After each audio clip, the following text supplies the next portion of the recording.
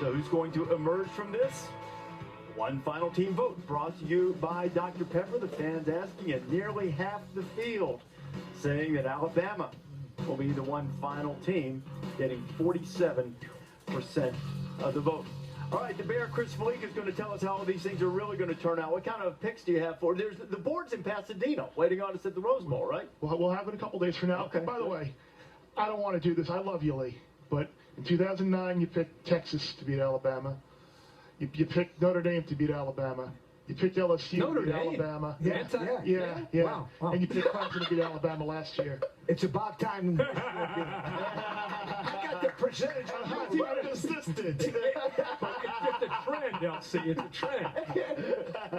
Exactly, you're due. But it's a trend. I just get worried. I just have flashbacks to that USC at Washington game, and I just think Alabama's defense is going to control the front, and I don't think it's going to be close. I think Alabama wins pretty big. Okay. Do you have any other ones for us, or is that it? Here I like Clemson. You look at Ohio State, they played two teams that have been the top 10 nationally in sacks, Michigan and Penn State. About 14 sacks in those two games. Clemson's second in the country in sacks. I think the Clemson front gets to Barrett. I think Clemson wins and we get a rematch. Oh, man. Right, that was my preseason pick. Well, Congratulations. Glad you remembered that. Chevrolet. Let's get started with the game. That will follow us here on College Game Day. It'll be Georgia Tech and Kentucky in the Tax Slayer Bowl. Who wins it? Oh, man, I don't want to talk about my preseason picks. It's looking pretty ugly. I think it's going to be Kentucky. I think because of the way they ran the ball against Louisville, I think that running game, third in the SEC in the rushing offense, I'm going with Kentucky. Not so fast. Already. Georgia Tech. New Year. Exactly. Tech has won 5 of the last 6 games. On fire. Including 3 straight. I got Georgia Tech. Not so fast, my friend. I'm with Dez. I'm going Kentucky. Reese, you wonder if, as you said, they're just happy to be there. I don't think so. I think Mark Stoops, because of his experience as a coach, places like Miami and Florida State, I think he'll do a good job getting his team ready to play. Even though they're a dog, I think they get it done. Also coming up in about 10 minutes on ABC, it'll be Louisville and LSU. I think my Heisman fraternity member, Lamar Jackson, is going to have a good game, but I think it's not going to be enough. I think LSU's physicality is going to take over late in the game. Geis is going to have a big game. I got the Tigers winning. Not so fast. Number 2. Louisville's going to win this game with defense. He's going to have a rough day with picks. So fast, my friend. Again for you. I'm going with LSU. And that defense, the offense will be a work in progress still until Matt Canada gets in there. But I think the defense gets some turnovers, gets a short field. I think LSU wins. You know what happened 91 years ago tomorrow? Alabama and Washington met for the first time. 1926 Rose Bowl. West Coast football thought to be superior. Alabama was the first Southern team there after Dartmouth declined an invitation. They were ridiculed. Will Rogers, of all people, made fun of them. But Alabama won the game 20-19, and it was that game against Washington that inspired the fight song, Yay Alabama, and the line, remember the Rose Bowl, we'll win then. Nobody gave Alabama much of a chance. Isn't that eerily similar to what we see now as Washington takes on the modern-day behemoth? A lot of people say we shouldn't be in the playoffs. Y'all don't want to see her. I'm going to tell my guys, man, what y'all want to do? I want to shock the world. You want to piss everybody off? Let's go do it. If we want to win a national championship, it goes through Bama. We are the team with a target on our back. Everybody wants Bama. Everyone's looking for you to be down to lose, so we just go out there and play like the number 1 team. We've been on both sides of the playoffs, the winning side and the losing side, so we know what we have to do so we won't be back on the losing side. Let's stack everything on top of your head and try to make you lose. Okay. I'll just keep fighting and try to win. I love you. I love you. It's going to show who we truly are. We're watching a football team. Final insight from those following the teams in Atlanta. We will start with Marty Smith, who's following the Crimson Tide. Marty? Reese, Alabama defensive end Jonathan Allen could have gone to the NFL after last season, had a second-round grade, but realized he needed shoulder surgery, dropped him to the 3rd round. So he decided the best thing for him was to come back to Bama because he wanted to get a degree and because he wanted to prove a lot of people wrong. He told me scouts said he wasn't an every-down player and couldn't play the run. Well, he won. He said he showed up with a chip on his shoulder. He got SEC Defensive Player of the Year and 4 individual national awards defensively. And, I talked to Todd McShay. His current grade, the 3rd overall prospect on the board. Now with the Washington Huskies, here's Kaylee Hartung. Kaylee? Oh, Marty, Jonathan Allen in that defensive front, a big part of the reason Alabama is a big favorite here. Now, early in the week here in Atlanta, a panel of Washington players were asked in a press conference how they were motivated by the fact that they're 2 touchdown underdogs. Receiver John Ross responded quickly and very flatly, "I didn't even know that." Well, at this point, there is no way anybody on this team doesn't know that. And as offensive lineman Jake Eldrenkamp said, "I'm just glad we get to go out and play this game because if it was up to the media, we wouldn't have a chance."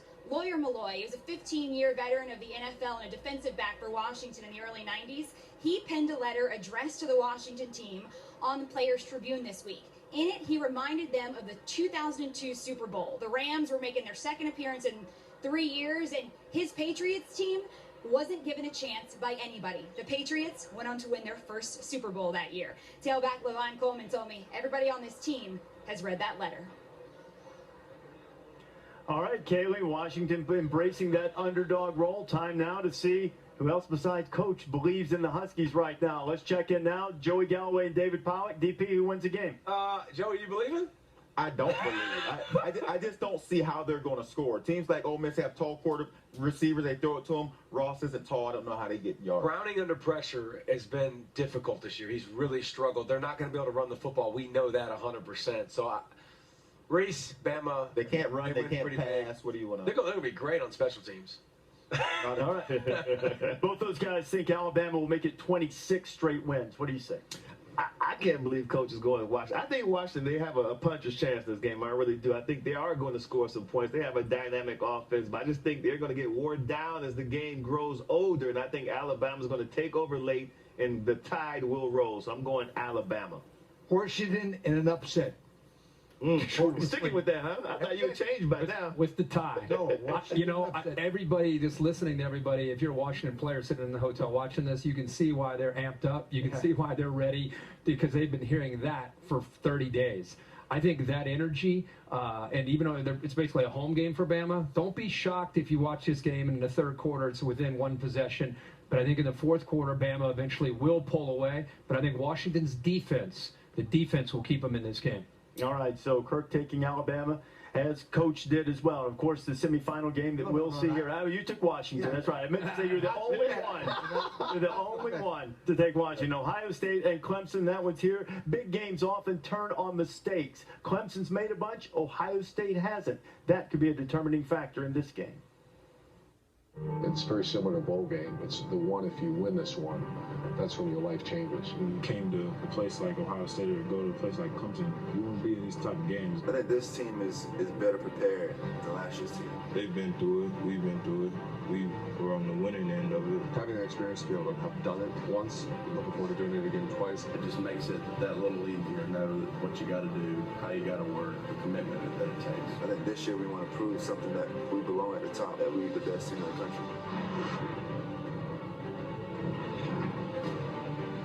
And time for final updates from Ohio State and Clemson. We start with Samantha Ponder.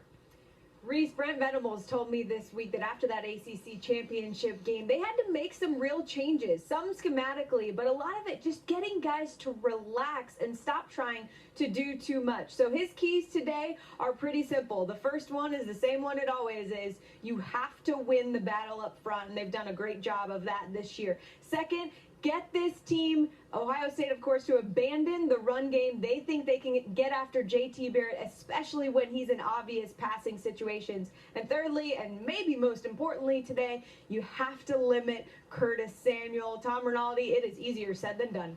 Sam, Urban Meyer's final message, his most important message, won't be delivered here at the stadium. And instead, it'll be the last thing the players hear before they board the buses in Scottsdale to get here in Glendale. The team will watch a short hype video. Meyer will walk to the front of the room. If you're expecting length, you won't find it. 4 minutes, 1 minute for each quarter, 9 units strong.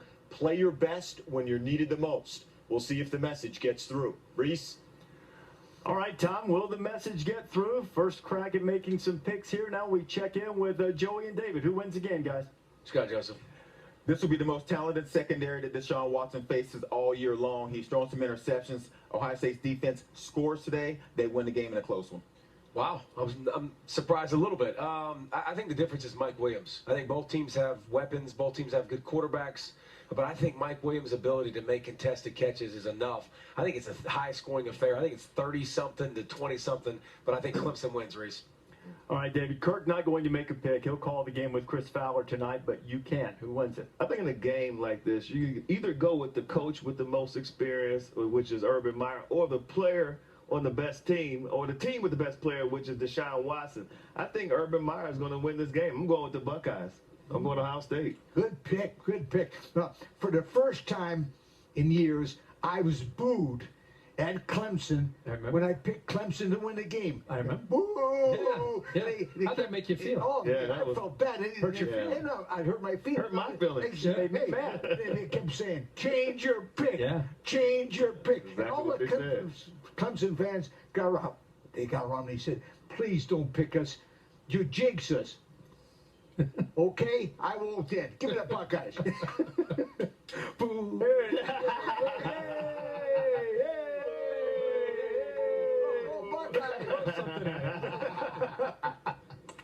Throw something, Bear, at him, will you? Make him feel at home. This is not quite the reaction we did yet. Yeah. Get it.